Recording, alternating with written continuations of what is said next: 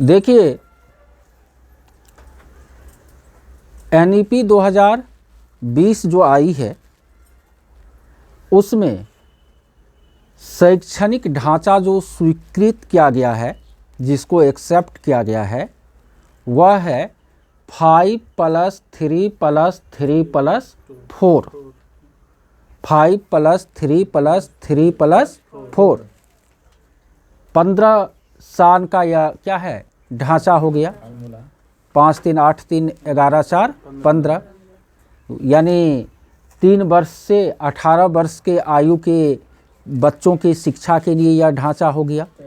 इससे पहले जो प्रणाली थी वह 10+2+3 थी ना, और अभी नई प्रणाली क्या आई है 5+3+3+4।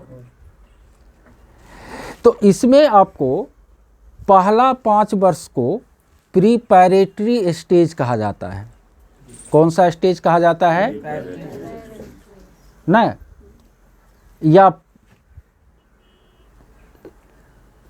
सॉरी पहला जो 5 साल है उसको आपको फंडामेंटल स्टेज कहा जाता है ना। पहला 5 साल जो है उसको क्या कहा जाता है फंडामेंटल स्टेज, बुनियादी स्तर। उनके बाद वाला जो 3 साल है उसको प्रीपैरेटरी स्टेज कहा जाता है, आरंभिक स्तर। ठीक है। उसके बाद वाला जो आपको 3 साल है उनको मिडिल स्टेज कहा जाता है, मध्य स्तर। और उससे बाद वाला जो 4 साल है उसको उच्च स्तर या माध्यमिक स्तर कहते हैं ना, हायर लेवल कहते हैं, हायर स्टेज कहते हैं। ठीक है, या सेकेंडरी स्टेज उसको कहते हैं अगले 4 साल को। तो पहला जो 5 साल है उसको क्या कहा जाता है बुनियादी स्तर। उनमें आपको 3 वर्ष है पूर्व प्राथमिक शिक्षा और 2 वर्ष हो गया क्लास 1 और 2, तो 3 2 5 ना। उम्र 3 से लेकर 8 साल तक का जो बच्चा है वो किस स्तर में होंगे, बुनियादी स्तर में होंगे ना। क्या होता है सर? Fundamental basic. ठीक है, 2 साल प्राइमरी स्कूल में 1 2 में, ये बुनियादी स्तर हो गया। ध्यान से सुन लीजिए, क्वेश्चन घुमा के पूछा था। उनके बाद अगला जो 3 वर्ष है 3 4 5 उसको प्रीपैरेटरी स्टेज या आरंभिक स्तर कहते हैं। उससे ऊपर का जो 3 वर्ष है उसको मध्य स्तर या मिडिल स्टेज कहते हैं। और सबसे ऊपर का जो 4 वर्ष है उसको माध्यमिक स्तर कहते हैं ना।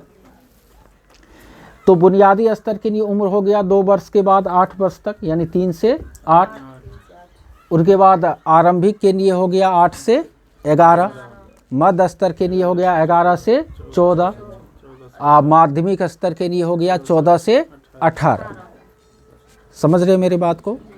अब सीटेट में पिछले साल क्वेश्चन क्या पूछ दिया था, क्लास 1 to 5 के बच्चे किन में शामिल होंगे।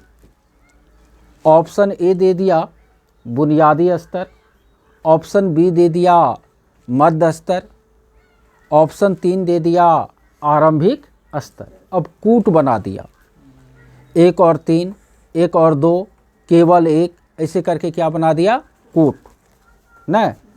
तो बच्चा सीधा आपके दिमाग में आएगा कि 1 to 5 है तो आरंभिक हुआ, बुनियादी स्तर तो हो गया आपको पूर्व प्राथमिक वाली बात।